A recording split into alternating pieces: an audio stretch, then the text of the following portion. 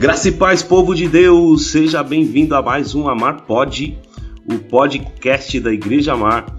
E hoje nós vamos estar aqui no terceiro dia da nossa série aí, Igreja, o Corpo de Cristo. E o tema de hoje é a origem da igreja. Hoje nós vamos falar um pouquinho sobre essa questão da origem da igreja, falando um pouco sobre o seu fundador, né? Quem é o fundador da igreja e por quem a igreja ela é composta. O texto que eu quero ler com vocês hoje é o texto de Mateus 16, capítulo 16, versículo 18, que diz assim, ó: "E digo-te ainda que tu és Pedro, e sobre esta pedra edificarei a minha igreja, e as portas do inferno não prevalecerão contra ela." Mateus 16, 18. Bom, Jesus disse: edificarei a minha igreja. Então fica bem claro para a gente aqui que quem edifica a igreja, quem constrói a igreja, quem cria a igreja é Jesus Cristo, né? A igreja é dele. E ele disse isso enquanto ele estava preparando ali os seus discípulos, estava conversando com eles e mostrando para ele que eles iriam dar continuidade àquele movimento que ele estava começando depois que ele morresse, obviamente, né? Mas Jesus estava preparando, treinando eles, né, antes da sua morte lá na cruz. Então é engraçado, né? Porque às vezes a gente vê as pessoas querendo ser donas da igreja, querendo mandar na igreja, e às vezes até por um zelo, né, de Deus, assim, que a pessoa tem, elas querem ter o controle de tudo na igreja, né, e isso é muito perigoso, porque na verdade nós não temos o controle de tudo, né.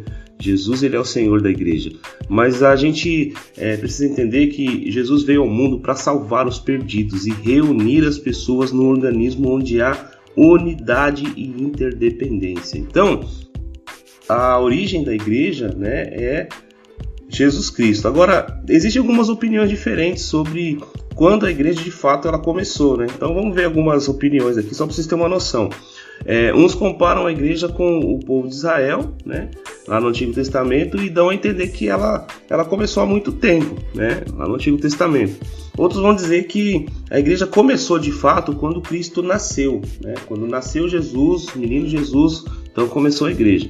E outros vão dizer o seguinte: não, a igreja começou quando Jesus se manifestou morrendo lá na cruz do Calvário. Quando Jesus morreu, foi que a igreja nasceu.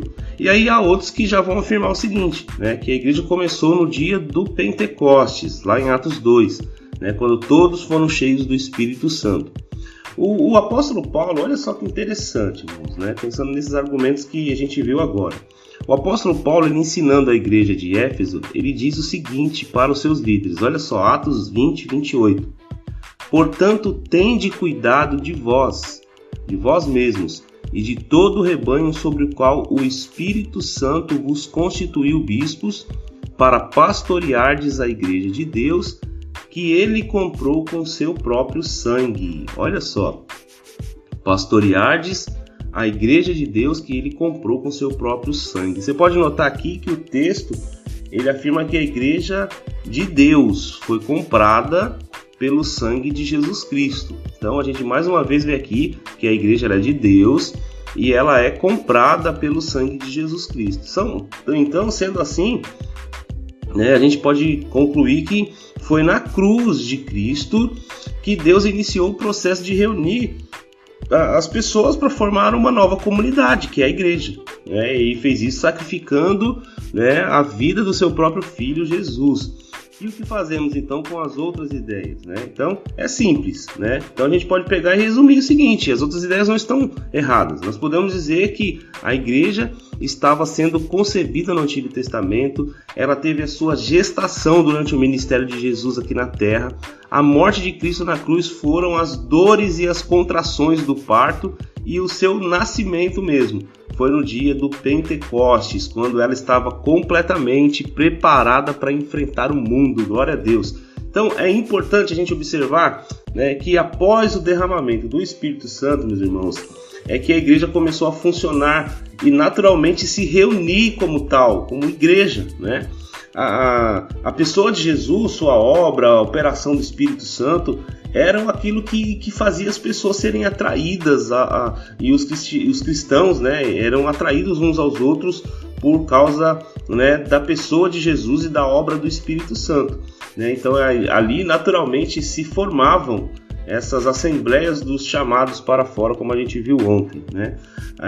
O estilo de vida que essas pessoas tinham, esses primeiros cristãos, né? A unidade, o amor, o poder que havia nesse grupo de cristãos eram as características que mostravam claramente que este era um movimento mesmo de Deus, sabe? Com uma diferença muito grande no meio do mundo cheio de trevas e de coisas ruins, de maldade, né? Então era isso que fazia essa característica, né? E não demorou muito, né, para que houvesse uma reação contrária. A gente sabe da história e vimos que a perseguição aconteceu e hoje não é diferente, né? A igreja, ela continua muitas vezes em vários lugares sendo perseguida e em contextos diferentes, mas ela continua aí, firme, né, forte, e ela assim vai ficar até que Jesus volte para buscar. Agora, a igreja, né, sendo ela de Jesus e ela nascendo então ali no Pentecostes, né, comprada obviamente pelo sangue de Jesus, ela é composta por pessoas, né? Como a gente viu ontem e anteontem, a igreja não é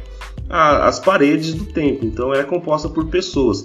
E é essa assembleia de pessoas que foram chamadas por Deus, lavadas, santificadas e justificadas no nome do Senhor Jesus Cristo, que nós chamamos de igreja. Então a Bíblia diz o seguinte, olha só, Paulo falando aos Coríntios, né, capítulo 6, versículo 11, diz o seguinte: assim foram alguns de vocês no passado, né? Mas vocês foram lavados, foram santificados, foram justificados no nome do Senhor Jesus Cristo e no Espírito do nosso Deus. Então, a verdadeira igreja de Cristo é o grupo de pessoas chamadas e separadas por Deus que se reúnem regularmente para adorar, para aprender, para exercer apoio mútuo, para proclamar a palavra de Deus e para viver os propósitos do Senhor, né? Porque antes nós não éramos povo de Deus, mas agora nós somos.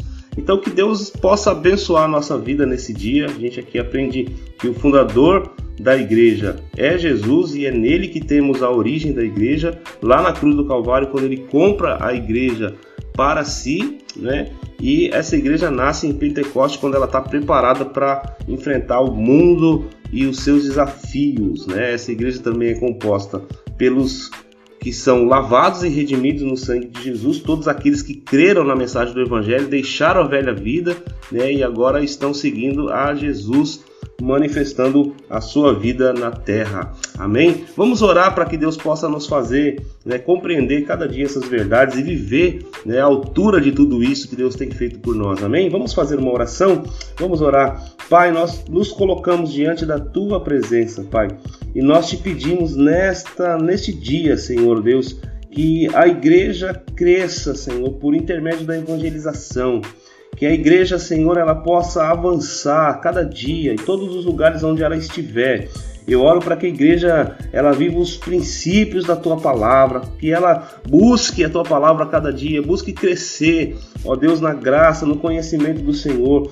Meu Pai, eu agradeço ao Senhor porque eu faço parte da igreja, eu agradeço ao Senhor porque muitas pessoas que estão aqui nos ouvindo, as pessoas que estão aqui acompanhando este podcast, Senhor, elas também fazem parte desta igreja santa e abençoada, Pai. E nós queremos te pedir que o Senhor continue fortalecendo as nossas vidas. Esse é o desejo do nosso coração para esse dia. Nós oramos e colocamos a nossa vida diante do Senhor em nome de Jesus. Amém. Deus te abençoe, né? Que você possa ter um dia muito abençoado por Deus aí. Se você está gostando do material, do conteúdo, né, tem abençoado sua vida, compartilha com algum amigo seu, né? Fala aí que tem uma série e a pessoa possa ouvir, porque no final vai ser uma coisa completando a outra. Nós vamos ter ali uma compreensão bem ampla ali do que é a igreja, o corpo de Cristo, tá bom? Deus te abençoe e fique na paz.